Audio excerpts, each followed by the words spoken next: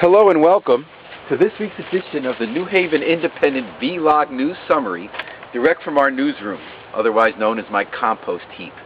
Let's see what stories we're working on this week. Oh, we got a police scanner. You need those in a newsroom. Sounds like something's going on there. And speaking of police, this week Mayor DeStefano, back in City Hall after running for governor, announced a bold plan to try to increase the police force by 20% in 2 years, so that we have more cops than any city in the state, and at the same time to disband IDNet, a unit that did saturation patrols, street-level arrest sweeps that have nothing to do with community policing. He's right. That's what we need to revive community policing. And it's going to cost more in taxes, and I say it's worth it. It's my opinion. Let's see what else we're working on.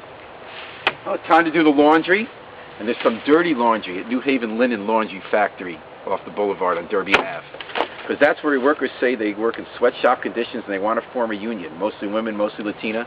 This week there was a great march by people who support them. More than 100 people rallied for them outside the factory. But the workers themselves said they were scared to join the line because they say that management's been leaning on them hard and had private meetings threatening them not to join a union. Management won't talk to the press, of course, and we cannot stand for that in New Haven. The press has to stay up. By contrast, this week, the union trying to organize blue-collar workers at Yale New Haven Hospital announced they're going to have an election by December, maybe, even by Christmas, we're hoping. And there, even though there were years of rancor, both sides, union and management, have found a way to work together and agree to the rules.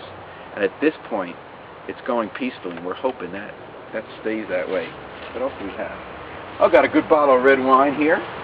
We could have gotten that at College Wine Shop on College Street, near Crown. We could do that for now, but not for long. They're building a 19-story luxury condo tower at College and Crown. They're wiping out the whole block, and they're wiping out small businesses, not just College Wine, but Cooper's Dress Shop, Scarpolino Sub Shop, TK's, places that have been there 17 years, 44 years in one case. When are they going to learn in New Haven that it's the people who make individual decisions to invest in small business and hold on, or invest in their homes and neighborhoods? That's what keeps the city strong, not these pie-in-the-sky plans to help big developers try to make money because they're friends with the politicians and then wipe out what was already built. I thought we learned that already, but we're repeating the mistake on College Street. When's that going to stop?